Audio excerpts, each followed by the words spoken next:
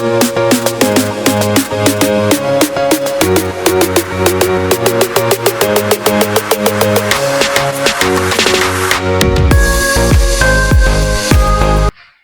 दोस्तों, मैं आपके सामने में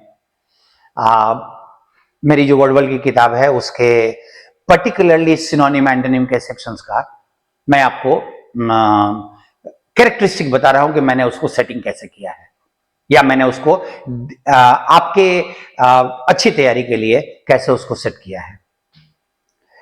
इस बुक के ऊपर में लिखा हुआ था ऑलमोस्ट 50,000 वर्ड्स आर देयर। किसी ने मेरे को कहा, लड़कों ने कहा था कि 50,000 वर्ड तो याद नहीं हो पाएगा। अनडाउटेडली आप याद मत करो। देखो, रटने वाले लोगों को अगर आपने देखा होगा तो बहुत कम लोग ऐसे हैं जिनका वर्ड स्टॉक, अगर वो कुछ लंबे समय तक 6 महीने साल भर तक अगर उससे जुड़े हुए नहीं हैं तो उनका नहीं होता, उनका वर्ड पावर स्ट्रांग होता है। ऐसा नहीं होता, अगर वो नहीं जुड़े हुए हैं तो नहीं हो पाएगा। रिवीजन का मेरे हिसाब से तरीका जो होना चाहिए वो आपके लर्निंग प्रोसेस के साथ चलना चाहिए।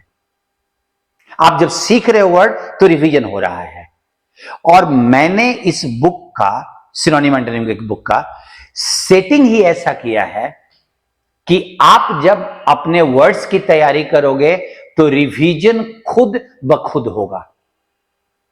और यही चीज मैं आपको बता रहा था कि आप ये मत सोचो कि आपको दोबारा रटना पड़ेगा या उसको छिपा के अपने हाथ से या कॉपी से सोचना पड़ेगा कि मैंने क्या किया था।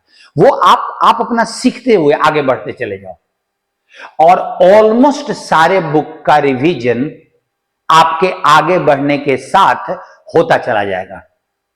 आप अभी ध्यान देना, मैंने कहा था कि बुक को मैंने 2 टाइप में डाला है, टाइप 1 एंड टाइप 2। टाइप 2 में मैंने कहा था कि उसके एक से ज्यादा मीनिंग होते हैं। अब मैं आपको एक एग्जांपल देता हूं।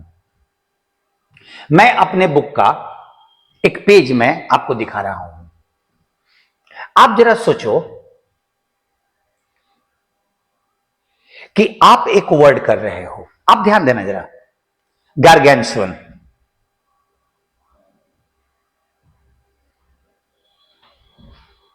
मैंने इसका मीनिंग दिया इनॉर्मसली बिग, बहुत बड़ा, लेकिन इसका सिनोनिम मैंने नहीं डाला।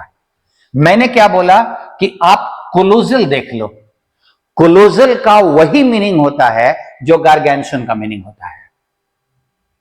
तो अगर आपको दोबारा कोलोजल देखना पड़ा, सी को ऑलरेडी आप अभी पढ़ के आए हो, जी के समय में फिर से सी पे आपको वापस जाना पड़ेगा वो देखने के लिए।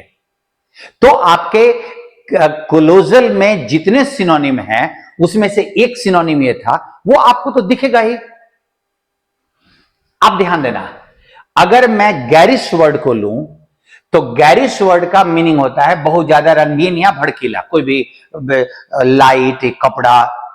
तो उसका मैंने सिनोनिम दिया गॉडी, ल्यूरिड, फ्लैशी, ग्लिजी, वायलेंट, ल्यूमिनस, टिंसेल्ड।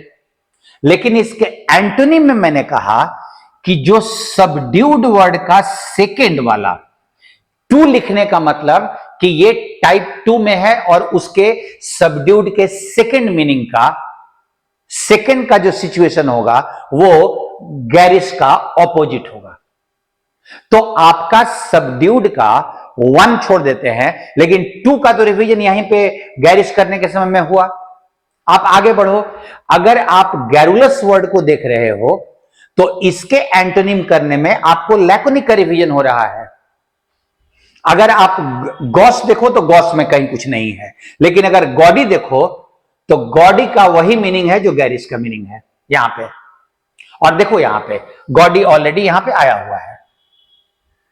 तो आप ये ध्यान दो कि जैसे जैसे आप आगे बढ़ोगे, पीछे की चीजें, आगे की चीजें, इवन बहुत जगह पे मैंने तो आगे की चीजें भी डाली है। जैसे आप ध्यान दीजिए, अगर आपने जेंटिल वर्ड करना किया तो मीनिंग मैंने सबका दिया है। मैंने सीधे नहीं लिखा कि कल्टिवेटेड, इसका कल्टिवेटेड को देख लो। जेंटिल का कम से कम मीनिंग तो हो, जो सभ्य हो, आदर से भरा हुआ हो। अब आपने कल्टिवेटेड वर्ड अगर देखा है सी में, तो कल्टीवेटेड में आपको जेंटिल मिल जाएगा। तो आपका जेंटिल करने के समय में कल्टीवेटेड वर्ड का रिवीजन हो रहा है। अगर आप सेम वर्ड देखो, आप यहां देखो कि अगर आप जर्मेन कर रहे हो तो जर्मेन में का पूरा मीनिंग वही है जो अपोजिट का मीनिंग है। अब जर्मेन का मीनिंग यहां है, परिस्थिति से वो जुड़ा हुआ है, तर्कपूर्ण है, रेलेवेंट है, और वही अपोजिट में देख लो। आप अपोजिट में देखोगे तो आपका अपोजिट, कल्टीवेटेड, गैरिश, सबका रिवीजन तो आप अपना नया वर्ड कर रहे हो, और पीछे का सब, क्योंकि वो गॉडी के समय में, गैरिश के समय में गॉडी टिका हुआ होगा कि नहीं होगा, लेकिन जब गॉडी पढ़ोगे तो गैरिश का रिवीजन हो जाएगा तुम्हारा। सेम वे अगर आप जिबरिश को कर रहे हो तो बैलेड्रास का रिवीजन हो रहा है। अगर आप जाइब या जाइब दोनों लिखते हैं, अगर आप कर रहे हो तो स्नियर का रिवीजन हो रहा है। देखो आगे के भी वर्ड्स हैं। अब आप स्नियर को एक बार पलट के देख लो तो स्नियर में तुमको ये दोनों मिल जाएगा वर्ड, और मीनिंग तुम्हारे सिचुएशन में है। जाइगेंटिक में देखो क्लोजल का फिर दूसरी बार रिवीजन हुआ। तो आप अगर ऐसे सिचुएशंस में अगर आप देखो तो बार बार आपको वर्ड्स का रिवीजन हो रहा है, और ये आप जबरदस्ती नहीं कर रहे हो। सिचुएशन आ रहा है जिसमें आपको बोला जा रहा है कि उस वर्ड के सिनोनिम को आप देखिए। तो अगर आपको वो सिनोनिम 3 बार, 4 बार, 5 बार अगर पढ़ना पड़ा, रटना नहीं पड़ा, पढ़ना पड़ा, तो मेरे को लगता है कि उसके 70-80% वर्ड्स तो आपके दिमाग में टिक ही जाएंगे। जैसे देखिए आप, जिंजरली अगर मैंने दिया, एडजेक्टिव एडवर्ब है और इसका मीनिंग बहुत सावधानी भरा, तो इसका सिचुएशन वही केजी से जुड़ा हुआ है।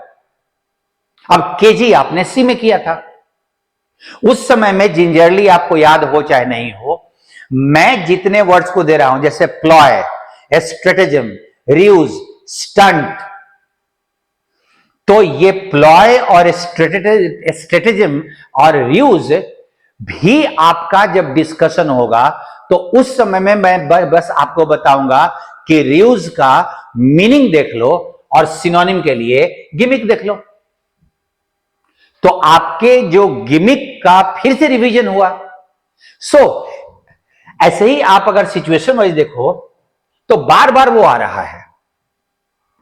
मैंने इसीलिए इसको पूरी तरह से रख दिया है। जहां भी वर्ड रिपीट हुआ, ग्लीन के लिए गार्नर का पहला मीनिंग काम करेगा, ग्ली के लिए मर्थ काम करेगा, ग्लिब के लिए कैंडिड का फर्स्ट मीनिंग उसका एंटोनिम हो जाएगा, ग्लिब का, ग्लीम का फर्स्ट मीनिंग ग्लिसन का सिनोनिम हो जाएगा। तो तुम देखो कि तुम ये शब्द कर रहे हो और इनका रिवीजन ऑलरेडी आपका हो रहा है, इनका रिवीजन हो रहा है। आपके पास कोई भी वर्ड टिकता कैसे है आपके दिमाग में? आपके ब्रेन में एक परमानेंट मेमोरी जोन है, और वर्ड्स रिवीजन से टिकते हैं, रटने से नहीं टिकते। रटेंगे आप वो गायब होना शुरू हो जाएगा, कुछ दिन के बाद गायब होना खत्म शुरू हो जाएगा। वो कुछ देर, घंटों के बाद, 24 आवर्स के बाद ऑलमोस्ट आपको दिखाई पड़ेगा कि ये वर्ड हमने देखा था, लेकिन फिर वो आपके दिमाग में मीनिंग उसका नहीं आएगा कि उसका मीनिंग क्या था।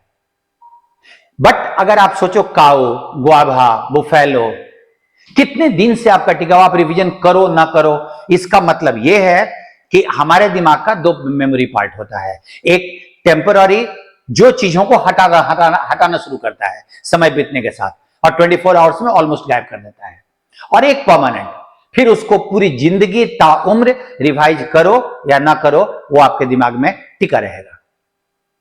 और ये जो परमानेंट मेमोरी जोन है, उसमें रिवीजन से कोई वर्ड जाता है, वो रिवीजन आर्टिफिशियल नहीं होना चाहिए कि आप इसको ये रट रहे हो, इसका मतलब ये होता है, इसका सिनोनिम ये होता है। आपके नए वर्ड्स को जोड़ने के चक्कर में ये रिवीजन्स ऑलरेडी हो रहे हैं। तो अगर कोई ग्लिम वर्ड को पूरे बुक में आपको मैं बोलूं कि 8 बार आपको देखना पड़ेगा, तो 8 बार ग्लिम देखते देखते आपके दिमाग में तो वो बात बैठ ही जाएगा ना। इसीलिए मैंने कहा था कि इन शब्दों को करने के लिए आपको रटने का काम नहीं है। ये मैंने जिस हिसाब से शब्दों को सीखा है, मैंने अपना पूरा अनुभव यहां पे डाल दिया है। इसलिए मैं पिछले वीडियो में कहा था कि इससे बेटर किताब तो नहीं बनाई जा सकती।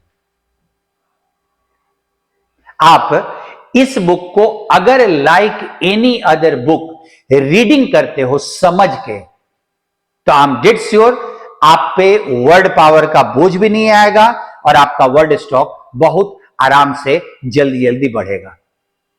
मेरा तो भी ये विश्वास है कि ये बढ़ेगा। आप कोशिश करो, आप ट्राई करो, देखो आप। मैं इस बुक का एक और चीज जो एक्स्ट्राऑर्डिनरी है, जो शायद आपने देखा भी नहीं होगा कहीं, एक्चुअली देखा तो ये भी नहीं होगा आपने, लेकिन एक और चीज है जो आपको मैं इसी से जुड़ी हुई चीज, वो मैं आपको बताऊंगा अगले वीडियो में। Thank you to all of you. मिलते हैं फिर।